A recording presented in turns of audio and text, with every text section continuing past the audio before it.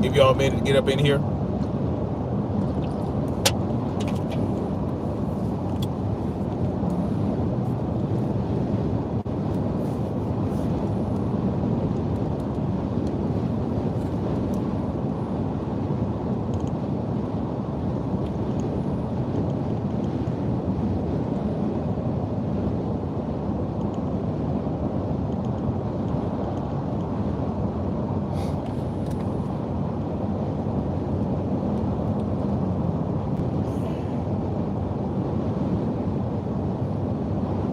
How y'all doing? Can't play no music. Brr. Well, you know what? It really doesn't matter if I play music or not. Starting route to home. Last time I played music, well, the last two times I played music during a live stream, I got hit with a copyright warning, but nothing ever comes of it because my channel is not monetized, so really wouldn't be a point. See, I got 6 likes, 0 people in the building right now, but those likes could be from the earlier scheduled stream, which was for 2 days ago. I never got a chance to do because I was talking to my wife.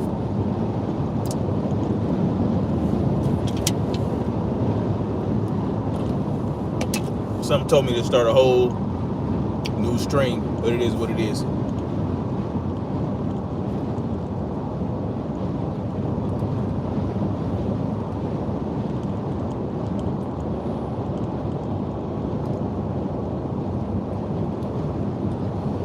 Anyway, how y'all doing? Freedom family, freedom marchers, freedom lovers, freedom fighters. It is Friday, April 14th, 2023. Supposedly, but we don't really know what year it is, and time is really relative. So there's that. I don't know if you guys ever saw that movie. You guys ever see that movie? Everything, Everywhere, All at Once. I love that movie.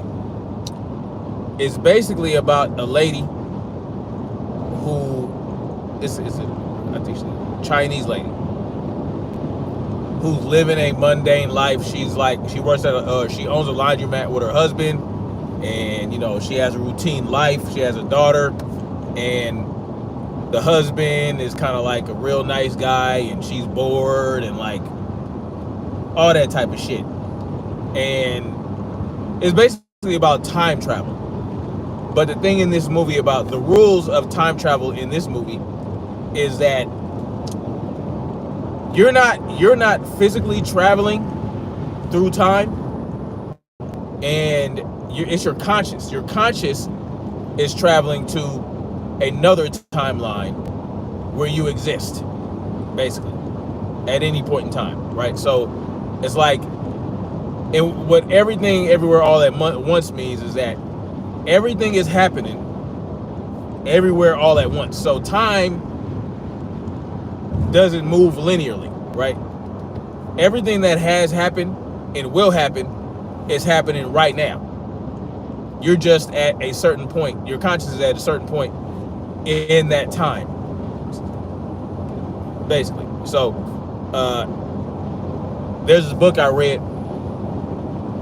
called The Slaughterhouse-Five, and it was basically the same concept. It was about the guy who was in World War II. He was a World War II veteran, and he had this PTSD. And when he went, suddenly he started traveling throughout different periods of time in his life, from the future and the past. But he didn't travel, he didn't step into a portal or a wormhole. His consciousness went into a point in time, and it just jumped there. He didn't have any control over it. But anyway, I thought that was interesting. And I often believe that maybe time is like that. maybe everything everywhere is happening all at once. And, you know, if you can find a way to time travel or go to different points in your life using your consciousness, maybe there's a way to do that.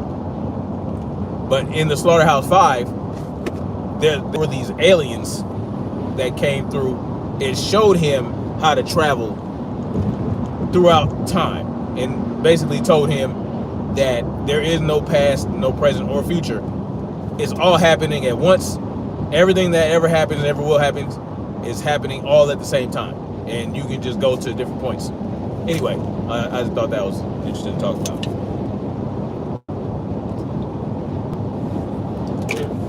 Like, at what point would we have to travel to go back and prevent all the little chicken farms and now a cow processing factory or whatever? How do we go back into, what point in time do we have to go to stop that from happening? 18,000 cows die in an explosion at a dairy plant or some shit. And I find it very interesting that this is happening. Actually, it's not very interesting at all. It's part of the plan to destroy food security. Okay, excuse me. They want to destroy food security, and the purpose of that is control. Right?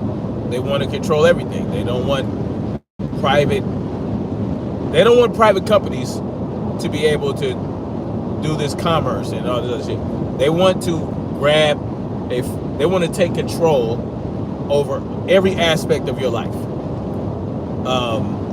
And you know, I do believe that, and this is just an opinion and a belief of mine. It's not substantiated by any evidence because I don't have any. I'm just connecting the dots.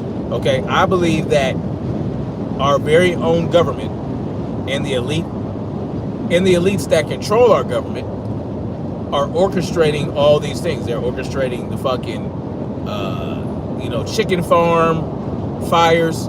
Now you got a cow fire, that killed 18,000 cows. My bad. Then you have all the derailing trains and all that type of shit. Like, they are really going hard in the paint, right? They're going hard in the paint. They are, and the dollar is being destroyed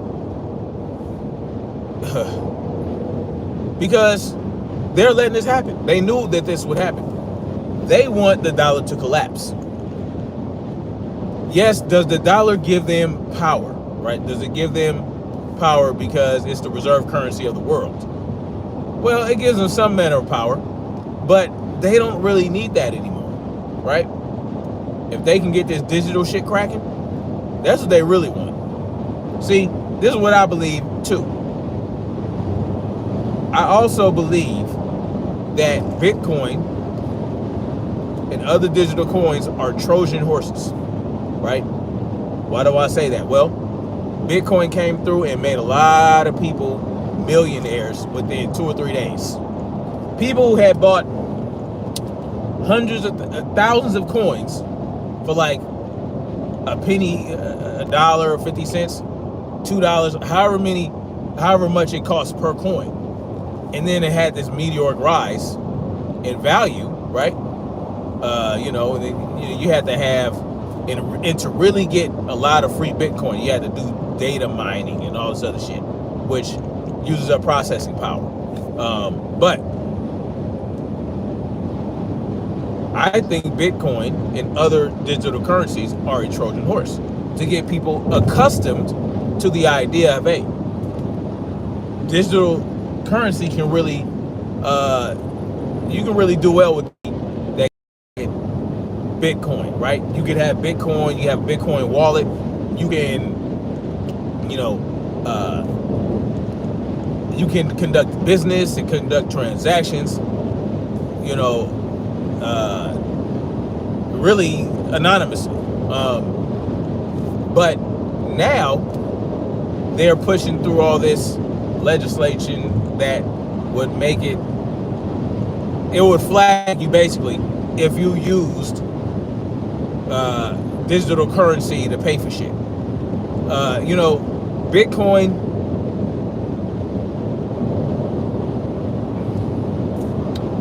I believe that Bitcoin, they have a back door to Bitcoin. That's what I think.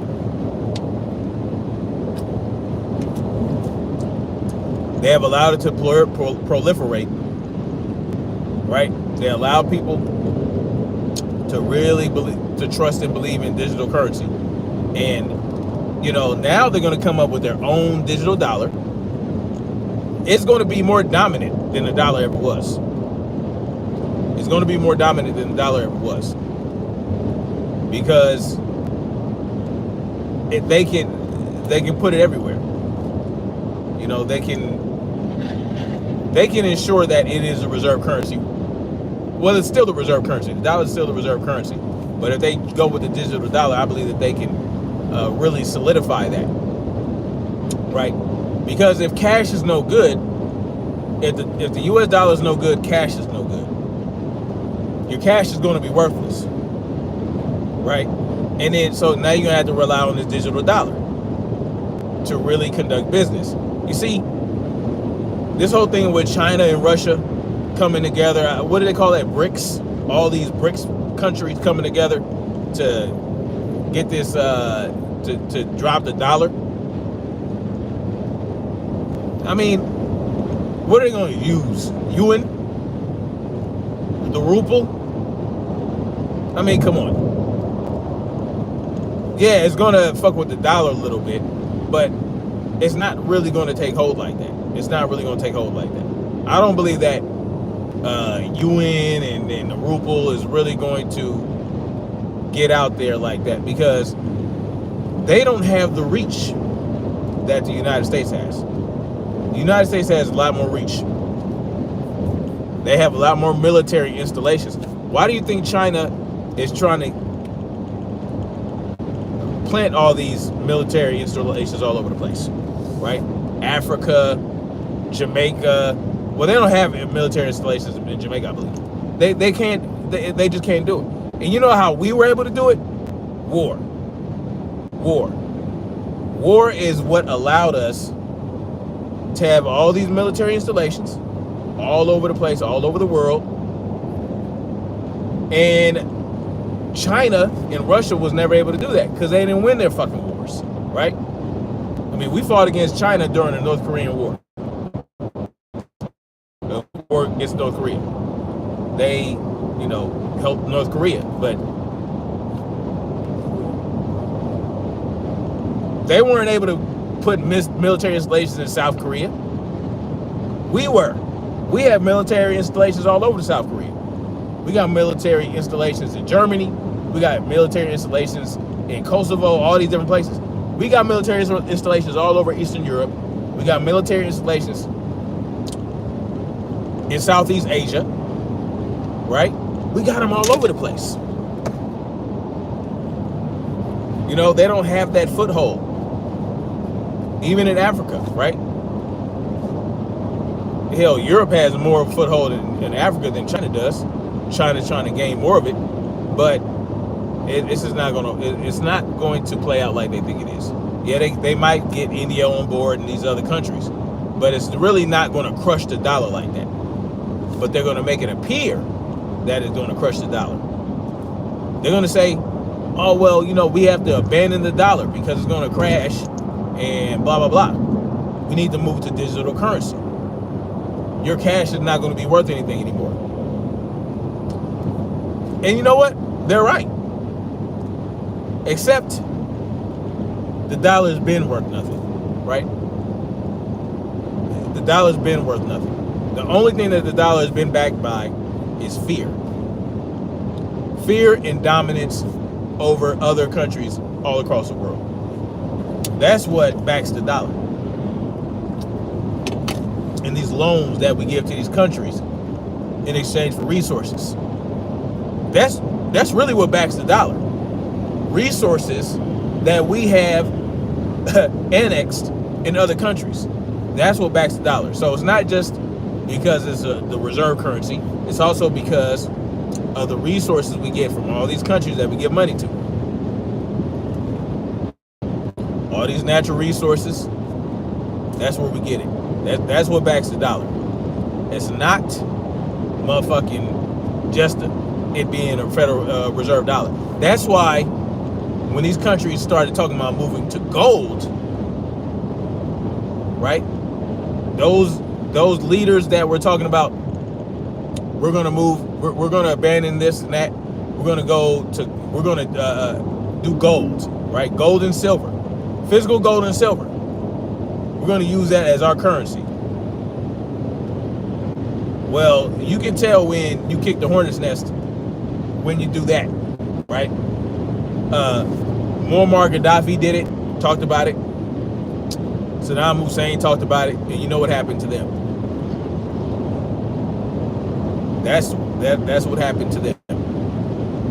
Because what can those countries do? Well, they can start trading with other countries with physical gold to get resources, right?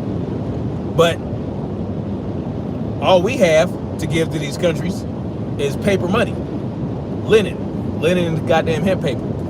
So it's this brick stuff. We'll see what happens with that. But yeah, 18,000 cows. That's a lot of cows, but it's really not a lot of cows. I mean, as far as the scale of human life, not human life, but you know, the lives lost, 18,000 lives lost in this fire. To cripple the food supply, which they have been desperate to do for a very long time, for at least the last 2 years, right? They did it with the chickens. Egg prices went up, but people were able to adapt. They were able to get chickens of their own. They were able to get chicken eggs from farms, local farms and shit like that. See, this is what's really valuable, right? If you find out, if you really are on the right path and are doing the right things to ensure that you have what you need, when you hear about cows dying in factories, chickens dying in factories, you're not really too concerned, because these are places where they process a lot of chickens and a lot of cows, right? Well, what kind of places are those? What kind of companies do that? If you have a shitload of livestock going to one place to get processed, whereas if you were just go to a local rancher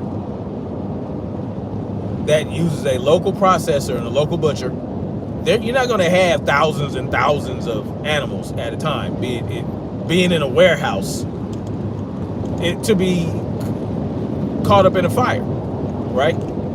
You might have 80, 60 head of cattle for a modest rancher. You might have 100, 200, 300, but not 18,000, right? Now, what happens is a lot of ranchers will send cows, separate ranchers will send cows to one processor, like a big processor, like where this fucking factory was, right? A big factory that had 18,000 cows in it that would die. And what happens is, once they get to that factory, they have to finish the cows, right? In order to get ready to process them. Well, what are they finishing these cows with? What are they putting these cows with? What are they putting in these cows, right? Yeah, you might not have a rancher with 18,000 head of cattle on his ranch, but you're going to have a bunch of ranchers selling their cows to one processor, one food processor. And then once they give them cows to that food processor, you don't know what's happening with it, right? That's why it's important to don't let them push this fear campaign on you, right? You see, this is what drives the prices up. This fear, right? And you're afraid, so you go to the grocery store and you buy up all these eggs, you buy up all this meat from a grocery store, and of course that's going to drive up the price, right?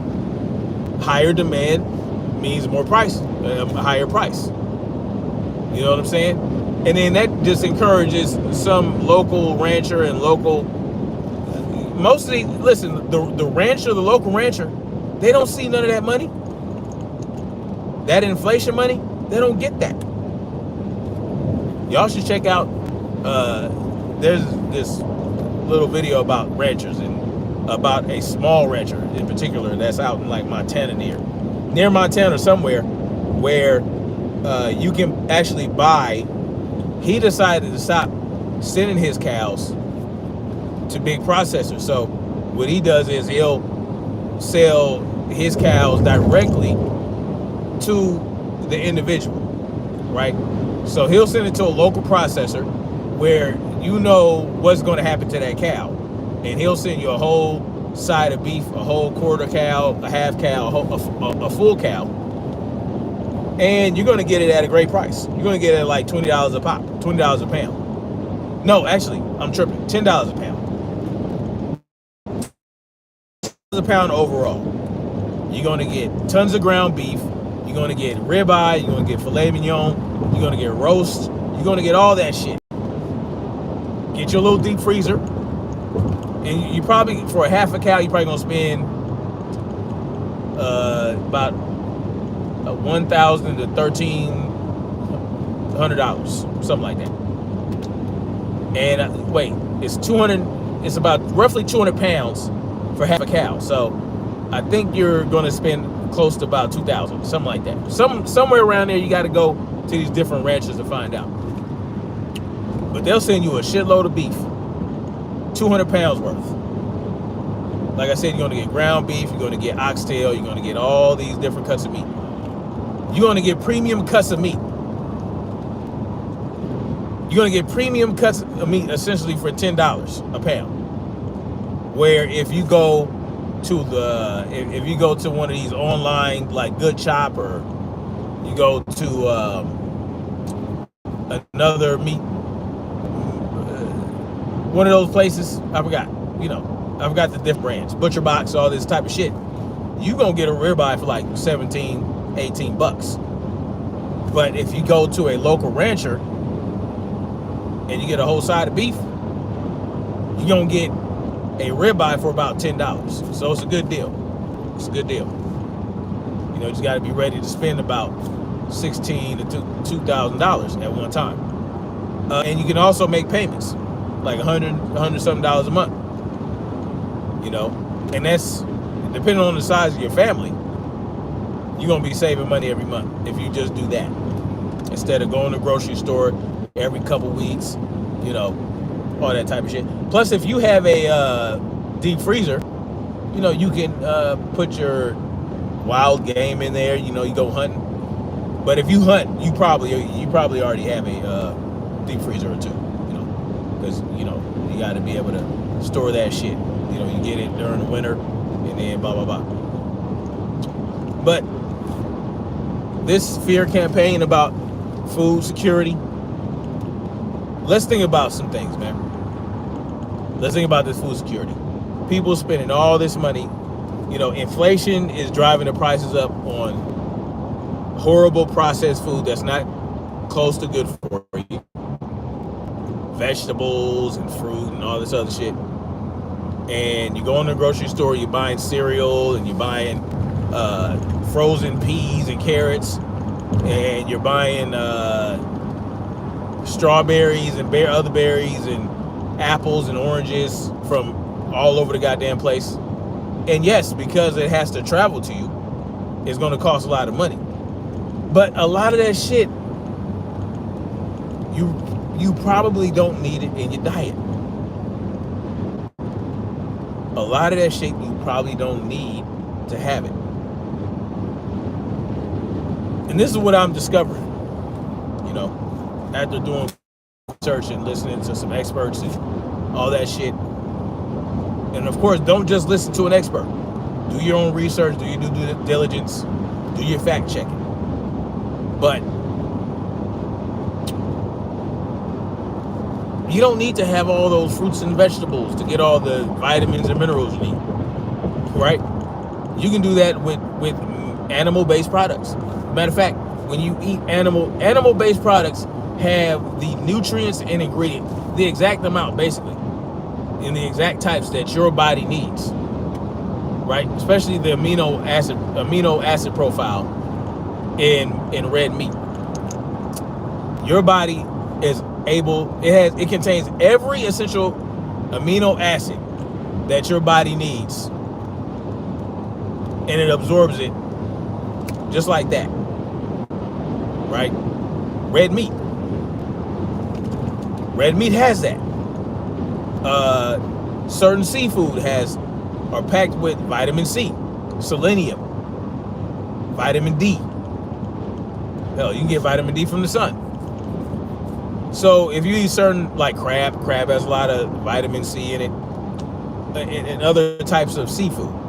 You can get good amount of calcium from sardines if you eat them with the bone in, right? Sardines with the bone in, you get a good source of calcium, vitamin D from that, good fats, vitamin C, you know what I'm saying, from seafood, and liver, right? And certain organs. But you got to watch it with that, because if you eat too much of the liver, you can overdose or whatever. But everything that your body needs, you can essentially get from animal-based products, right? You don't need to eat a shitload. You know how much? And on top of that, animal-based food is very satiating.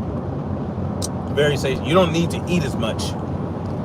And you don't need to be, it doesn't have to have so much volume to fill your belly up in order for you not to eat so much. Right? Because your body is getting the shit it needs from certain animal-based products. And so you eat just enough of it. Like, have you seen anybody? You know, I can eat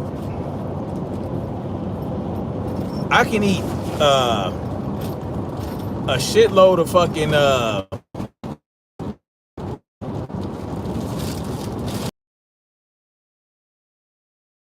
like pig out on bacon, like, oh, eat 30 or 40 pieces of bacon. Like, after 4 or 5 pieces of bacon, I'm good, I'm full. But of course, certain people can't tolerate certain animal products. So you got to do what's best for you. At the end of the day, you do what's best for you. Because some people do great on vegan. They do. You know, they figured it out. They figured out the right amount of portions that work for them, you know, and they get what they need from eating vegan for a period of time. All right. Long term though, I've seen a lot of videos and testimonies from people who were vegan for a long time, years. And when they first went vegan, they felt so much better after a little bit. They felt so much better than they did before. They had more energy, skin was clearing up, all these different things, health problems being reversed. Yeah, because when they went vegan, they stopped eating certain crappy processed foods. That's really what did it. Eliminating processed foods and industrial seed oils. Now, but at the same time, a lot of vegans use industrial seed oils, right? They use a lot of industrial seed oils. But some vegans, they stick to oils like avocado oil, olive oil, those type of oils that aren't going to give them that inflammation. So a lot of industrial seed oils, a lot of processed foods, They eliminate that when they go on vegan diets. And so really it's your body being able to detox from that that's making you feel better.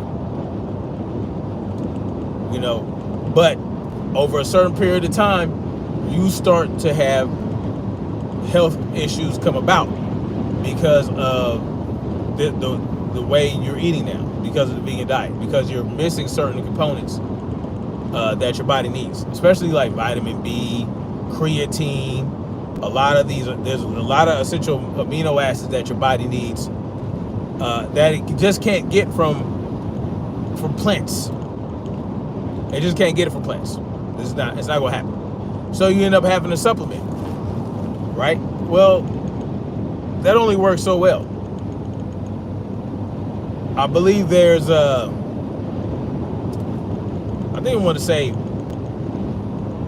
5,000 nutrients in red meat that many of those they don't know what they do yet, but they don't do anything bad. I'm not telling y'all to go like carnivore or anything like that, because I still eat certain berries and stuff like that. So I've been like, basically I've started eliminating a lot of shit from my diet, and including a lot more animal-based products, and that's working out good for me. You know, but of course, the whole push is to eliminate the availability of animal-based products for us. That's their goal. They don't want us to be optimal health. They don't want us to be at optimal strength, optimal alertness, optimal anything, because they want us to eat lab-grown meat. They want us to eat lab-grown human meat sampled from celebrities and all that type of silly shit. They want us to eat crickets and roach milk and all this type of silly shit. And it's like, okay. and people think that's appealing. Like, they're like, oh, well, this is what we need to do. We got celebrities out here pushing this bullshit. I mean, it's nonsense. It's bullshit. So, you know, if you don't want to be affected by this attack on the food supply, I suggest you guys find a local rancher and form a relationship and see how much you can get your like a quarter of a cow, half a cow, just depending on how big your family is. Me, I'd probably need a half a cow for my family, because even for my children and my wife, they're also going to start eliminating certain shit from their diet. They're going to be starting to eat more animal-based products. Like we used to get them boxes of chips from Costco. Now we get them those Jack Links instead. The Jack Links with, you know, the meat stick with the cheese.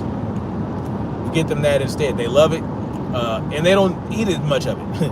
They don't need to eat as much of the Jack Links, and you know, they eat like one pack, and they're good to go. Whereas if they had a bag of chips, they're gonna gobble down them chips, and they probably gonna want to go get another bag of chips and another bag of chips, which we don't allow them to do anyway. You know, you get one bag of chips a day. That's when they were eating chips. Now they got the Jack Links. They can get one thing of Jack Links. They can eat a real lunch, a real breakfast, and for, you know, if they want a snack, they can snack on fruit. Right? They can snack on fruit. But they still do pizza night once a week. You know, their kids, that's basically their little cheat day. You know, they don't need to be going into ketosis. They don't need to be doing that. So, yeah, we allow them to have pizza night once a week. But I noticed after we stopped giving them certain processed foods, they're performing better in school. They're performing better in their extracurricular activities, like one of my daughters does volleyball, the other one does lacrosse. My older son does Muay Thai and Jiu-Jitsu at this gym. So, they've been performing better in those areas. And so we're going to keep it moving. We're going to keep it going. Because your health is important. Your diet is important. And it's not just the food you put in your mouth. It's also what you consume with your eyes and with your ears, and what you process every day mentally.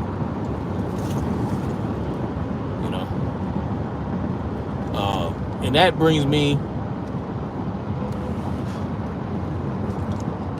to this Nomansphere shit, which I have decided to call Nomansphere. Okay? This is getting out of control. This whole Redpill,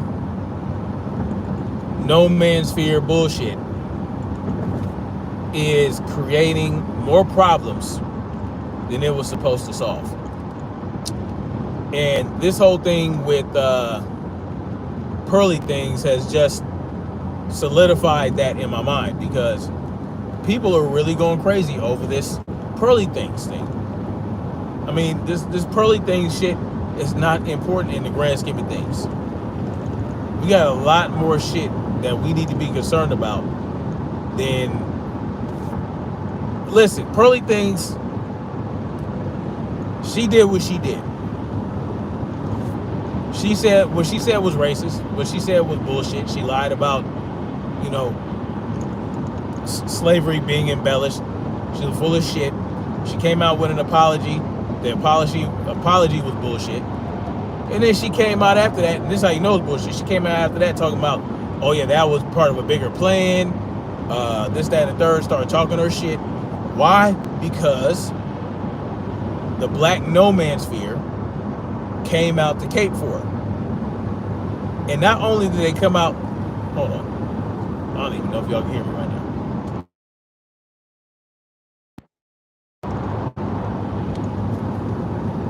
Y'all was probably hearing some weird shit this whole time.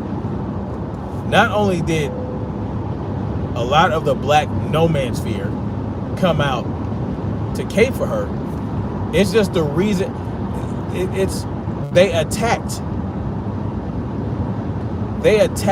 black people that had an issue with what Just Pearly things said.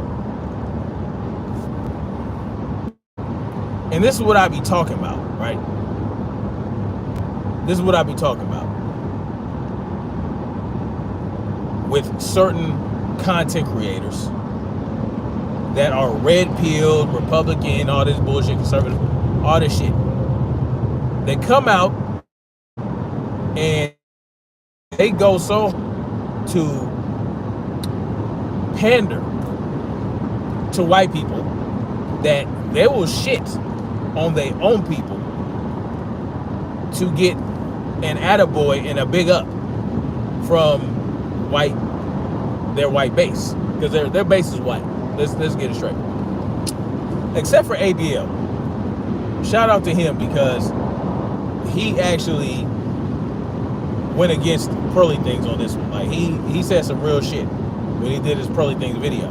Like, and people, they went at him hard in the comment section. Like, a lot of his subscribers came through and was caping for Pearly things, going in on ABL and all this type of shit, which I knew was going to happen. And he knew it was going to happen. And that's why he said what he said when he was like, listen, I don't give a fuck what y'all talk. He didn't say that. I'm paraphrasing. He said, look, it is what it is. This is what I believe. Nick Fuentes is a racist. And, Pearly things said some bullshit. And that's what it is. I don't care what y'all say in the comment section. He knew. He knew because he knows his base. And that's why I believe ABL has not cracked 1,000 or 1 million subscribers, because he refused to go to that level of pandering as the Officer Tatum does. You know, the Officer Tatum, he gonna pander all day and night, which is interesting because I don't think he ever did a video on pearly things. I think that's interesting.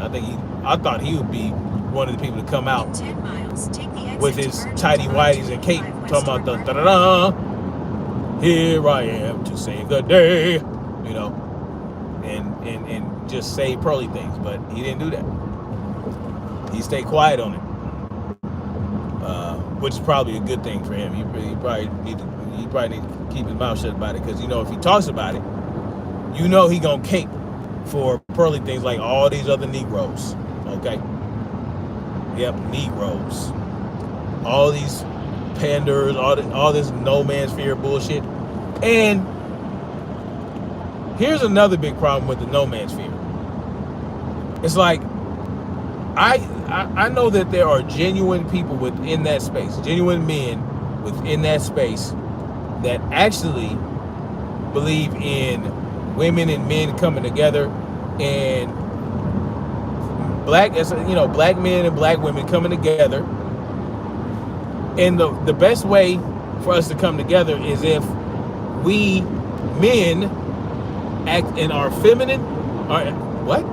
If we men act in our masculine, and the women act in their feminine. You know, it works better that way. There are people that actually believe that, and it's not just about attacking women at every turn, right? You know, because there are a lot of women out there that are wilding, right? All the, you know, the modern woman, they out there, they think that they men and they want to be men. Yes, there are those out there, and it's probably a good majority of them. But, you know, the message at some point has to be driven home that the reason that shit is off kilter right now is because women want to be men, and there are a lot of effeminate men out there. And sometimes that's a lot of they miss that a lot. They don't talk about how men are being effeminated, right? They're feminizing men, right? They want men to be soft, and a lot of them are turning out that way, right? And yes, a lot of it has to do with being raised by single mothers. A lot of it has to do with that. But at the end of the day, men are being effeminized to the point where the overall testosterone levels in men have gone down dramatically, right? And it has to do with, there's a lot of factors involved with that. The microplastics, leaching into the water, where, it acts as estrogen in your body. And so when your brain notices all that estrogen in your body, what does it do? It produces a lot of sex hormone globulin, whatever the fuck they call it, SHGB, which binds to it actually binds to free testosterone and does not allow it to get for your body to benefit from that. So that's a problem. So you got there's a lot of phytoestrogens out there that you can consume, right? That are in plants, in plastic. You got to be careful about where you get your water from and all this other type of shit. But it's also social, right? The effeminization of men. And I was very disappointed by this because my cousin, I grew up with my cousin, one of my cousins, right? We didn't grow up in the same house, but we hung out a lot with this one cousin, and he was like real tough kid,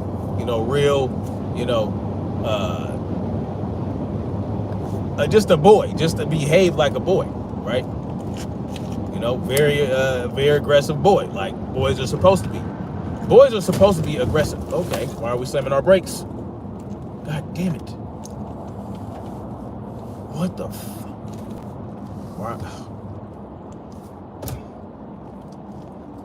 Why do people slam their fucking brakes, man? Almost got rear-ended. But you know why I didn't rear nobody? Because I don't fucking tailgate. They bad about that in the South, man. They'll tailgate your ass to the end of the world. Anyway, you know, we are so concerned with toxic masculinity and, oh, you know, we shouldn't be raising aggressive men. No, men need to be aggressive. Men need to be aggressive. But what we do is we shame men, we shame boys for being aggressive. We give them diagnoses of ADD and all this bullshit. And it's creating soft ass men. You know what I'm saying? Like, luckily when I was a kid, there was no ADD shit going on. Like, that was when I was like a late teen. I started hearing about this ADD and ADHD and all this other type of shit. As a matter of fact, I knew this kid that had been diagnosed with that, but I was already like a late teen getting ready to get my GED so I could be a productive member of society. But yeah, you give them this Ritalin and all this other type of shit. All these things are affecting. It's creating problems. It's creating problems. It's creating problems in society to where the roles are reversed. You know, all this idea that we have to have this 2-income household now, and it's just a problem. It's just a problem. Like, women should be honored to have a man want to take care of them so they don't have to work, so they can raise their children. You know what I'm saying? But it's like so taboo now with a lot of women. And I don't think the Nomansphere is necessarily helping that. When they do things like come out and, you know, attack black, especially the black Nomansphere. The black Nomansphere comes out and attacks black women to raise up a white woman. That should not be done, because white men ain't gonna do that. A white man ain't gonna do that. Like, if a black woman, right, came out and was advocating for white men, or acting like she was advocating for white men, and focused her content around white relationships and all this other type of shit, they, you know, white men would not be up on there. Like, they'd go on there, right? As long as you are continue to big up white families and white, you know, people, white relationships, they gonna come in and give you some bars on your show. But if you step out of pocket against white people, they are no white man is going to come out and cape for that black woman. They're not. Matter of fact, I've never seen a white man, and look, Candace Owens. When people go in on Candace Owens, I don't necessarily see white men, right, going after white women to cape for Candace Owens, right? Because a lot of white women have a problem with Candace Owens be saying, right? But white men are not going to cape for Candace Owens and go against these white women, right? Not to the point where they're like, oh, white women this, white women that, like these black ass manosphere dudes are doing. You know, and it won't be about, and if they do, right, it won't be about the race. It'll just be like, oh yeah, you're a feminist, blah blah blah. That's what they would say. It would be a general statement. You know, it wouldn't be an attack against white women. You will never see a white man come out on a black man or a black woman's platform to shit on white women. In 2 miles, take the exit to merge onto that shit don't happen. West toward Birmingham. You know what I'm saying? You know why? Because they're on code. Yep, they're on code. They're on code. They are on code. Hell, a white person might rock with you. They might really like it. They might really be your friend. But they're not going to turn on their white brethren for you. They're not going to do it. They're not going to do it unless they think they black. Unless they so Eminem'd out you know. But even Eminem knew he was white. You understand what I'm saying? And he knew that white audience he had, yeah, that was his shit. That he knew that was his bread and butter. That was his bread and butter. I mean, and look what happened when he came out against Trump. Remember that? When he did that rap about Trump?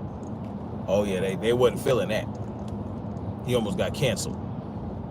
Because you know why? They wasn't fucking with him. Please say a command. They were on code. Eminem got out of code. Attacked Trump in his rap song and said some shit. No, they wasn't having that. They wasn't having it at all. They went in on Eminem. They went in on Eminem. And you know, I don't remember how white Democrats responded. They probably didn't say shit. They probably just was like, okay, well, we're not going to cape for Eminem. See what I'm saying? They stay on code, man. And this red pill shit, like, let me touch on that, man. See, y'all done perverted and bastardized red pill, right? Y'all don't even know what the fuck it means anymore. Like, people just use it. No, you don't even know what it meant, right? The red pill, you know, if you are familiar with the Matrix, the original Matrix that came out in '99, right? If you're aware of that, the red pill was about freeing your mind. Freeing your mind of the Matrix. It was about awareness. It was about awareness of the Matrix, of the agent, and the agents, and awareness that, listen, this is a computer program. It's a simulation. We're sleeping some pods, and they're using us for energy. The machines. It's about that. It's about having that awareness, right? Take the exit. It's not about, oh shite. It's not about oh, I'm going to go to the left of the paradigm, to the right of the paradigm. No, it's not about. It's not about believing in law and order and all this other shit. Because that's that bullshit. You call yourself red pill, but you spitting this red law and order bullshit to justify tyranny. And then when there's tyranny occurring that you don't like, keep left. Then you don't talk about how to solve the problem. Keep left to merge onto I-285. You know what I'm saying? And you stay on that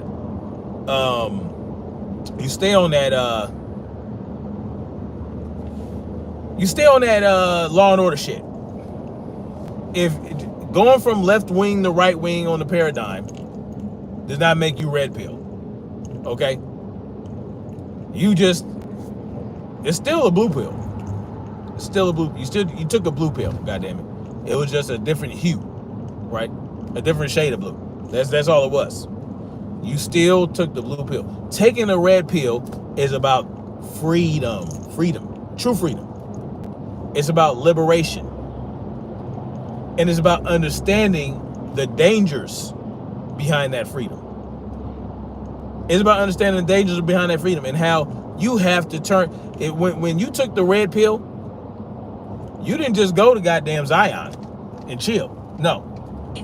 Once you took that red pill, you understood that you had to fight for your freedom in them goddamn tunnels. When you take the red pill, you don't get more comfortable. You understand? You don't get more comfortable when you take the red pill. When you take the red pill, you get less comfortable. It's more dangerous, right? Your food, the food you get, looks like fucking slop, right? Zion is a goddamn cavern under the ground. You don't get no sunlight. Like, that's what these people don't understand about the red pill. The red pill is not about You know, it's not about hopping from one side to another. It's not about that. It's not about, you know what I mean? It's not about that. And guess what? When you take the red pill, when you really take the red pill, you try to convince other people to take the red pill by shining the light on the matrix, showing the glitches in the matrix. Say, hey, you know, you get the rendezvous. I mean, the rendezvous, the deja vu, and the, you know, this and the that. You walking by, and then another person appears out of nowhere. Like a person walks by you. You ever seen that video where some lady was crossing the street and no one else was on the crosswalk, but she gets to a certain point, and all of a sudden there's a person behind her walking the other direction. Just came from behind her out of nowhere. It's about recognizing that and saying, hey, what the fuck is up with that? And gain that understanding. Once you gain that understanding, like, look, there's something right here.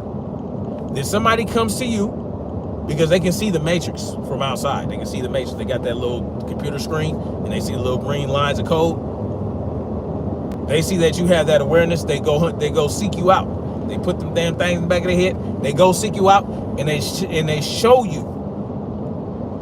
They show you through example that you are in the matrix. And they show you by example how to get out that motherfucker. And they take you through the rabbit hole. You go through the rabbit hole with the motherfucker. And then you offer them the red or the blue pill. Once they take that red pill,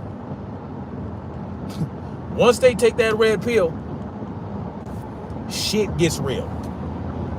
And only when they plug into the matrix can they do that high-flying bullshit. Because they understand it. They understand the matrix, what the matrix is, and they're exploiting the matrix. Right? But in reality, once you can't be in there all day. Because guess why? Them agents gonna come get you. You fuck around in the matrix too long, the agents come get you. And they will take your ass out. Because they know you're gonna free more minds, get more motherfuckers out of them pods, and stop giving energy to the machines.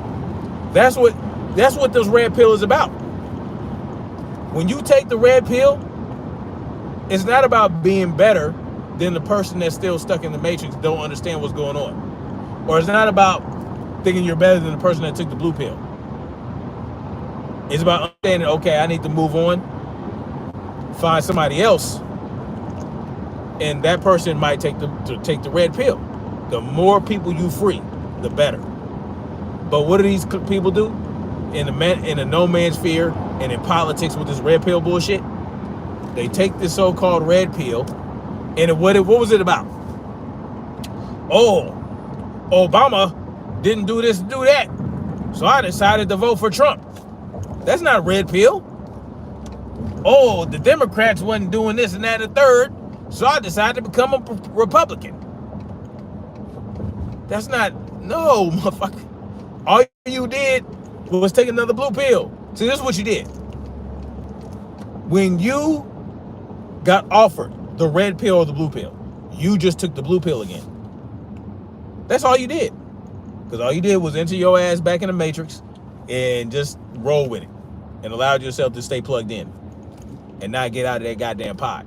You decided to take the blue pill and stay in the pod. Except now you just have a little bit of a different perspective.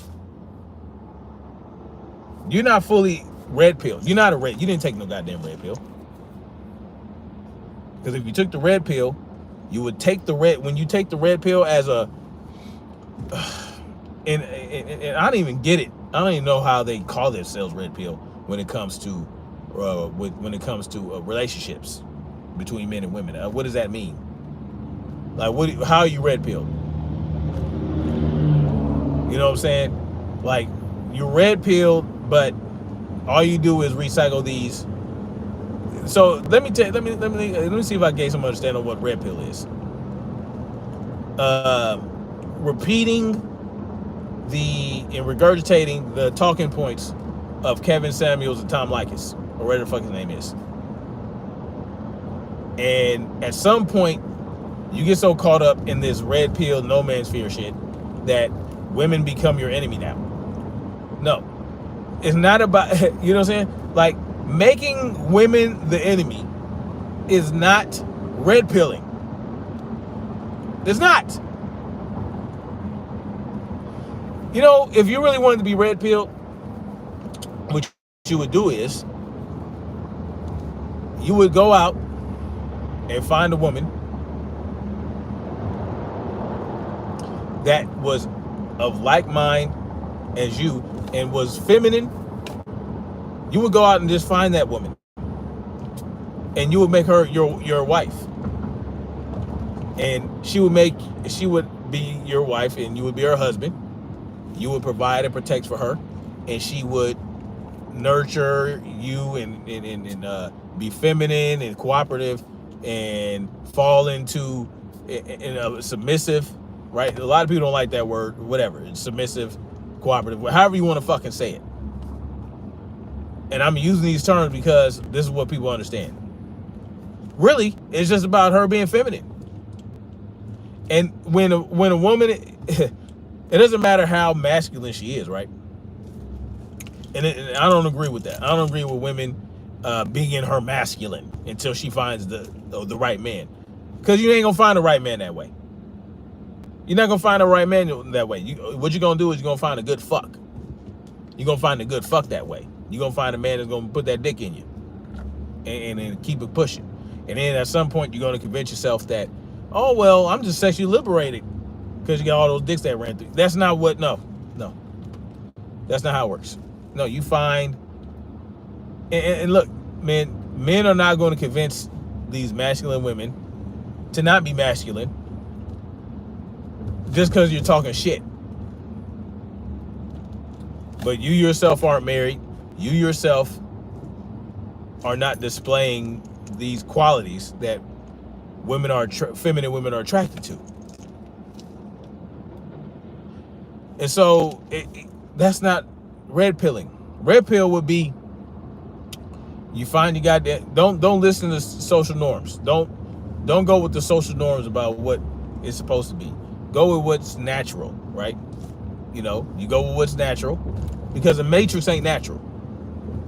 You go with what's not natural. I mean, you go with what is natural. You find a good woman that you vet, and she vets you, or she has you vetted by her father or something like that, or just by from herself because she has some level of awareness and common sense. And you know, if she is feminine and a real woman, if she is a woman and behaves as a woman, you snatch her up, you lock it down, and you get married and you start having children. Boom. That's the red pill. That's the red pill. Red pill is not telling men not to get married because of this, that, and the third. That's not how it works. Yes, the court system is not favorable to the man. And so I would say don't just, because you saying don't get married, you're just saying what? What are you going to do? You're just going to bang a bunch of chicks for the rest of your life? That's not red pill either. It's not red pill. Now, if you want to say, listen, I don't suggest getting legally married and involve the state, I would say that. But you can have your ceremony and you can commit to that woman for the rest of her life. You guys can have children. You can do all those things together without having a marriage license and involving the state in it. But at the same time, you're going to miss out on certain benefits from your job. Your wife might not be able to get on your medical plan and all this type of shit. You see, this is the trap they put you in. See what I'm saying? That's the matrix. That's the matrix. Now, you know, if you want your children, well, your children can get on the benefits, but if you want your wife on the benefits, you gotta have a marriage license. You gotta have a marriage certificate. You know, how do you escape that? Well, if you want your wife to be covered and she's not working, and you're working and you providing, if she needs health insurance, you gotta do what you gotta do. But it's about that awareness, right? Okay, you get married, and You just live your life as a married couple who the husband is a man and the man and the wife is a woman, and she behaves as a woman and you behave as a man, despite what mainstream media is telling you, despite what what they're telling you about gender fluidity and feminism and toxic masculinity.